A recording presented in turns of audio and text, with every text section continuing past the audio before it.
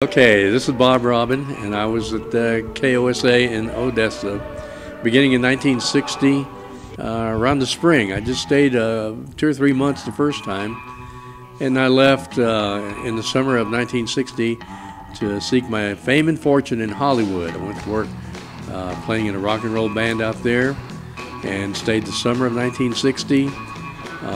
That didn't work out, so sometime around September of that year, I left that. It was a fun experience, and I met a lot of then rock and roll artists, singers, people like the Drifters, Bobby Day, and even Glenn Campbell. Glenn Campbell actually played in our band before he was the singer that he's become. He was just an unknown like the rest of us.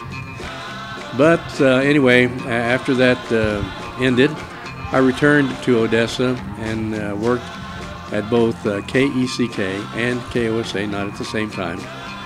But I worked at both stations and stayed there several more years. Enjoyed working at the radio station, enjoyed living in Odessa. But things changed for me, and things changed in radio. So I changed careers and went to work for the Odessa Police Department. Eventually I worked for the Ector County Sheriff's Department for a short time, and then I went to work for an insurance company where I remained from 1978 through the present time. And I am still employed with an insurance company living in San Antonio, and have done some part-time work in radio over the past years, with none in San Antonio.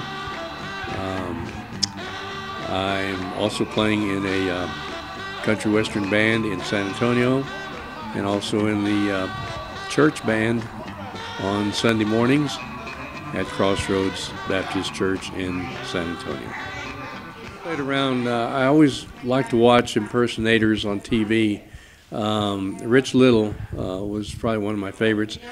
He could talk like anybody, and I tried my luck at that, but I wasn't very good.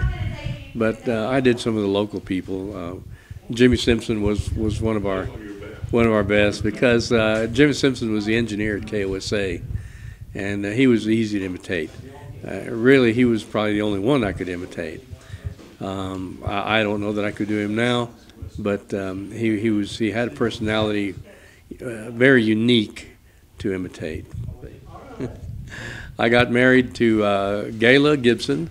She was an Ector High School graduate in Odessa, she graduated in 1960. We got married in 1964, and still married to her, and have 2 children, a daughter Amy and a son Eddie.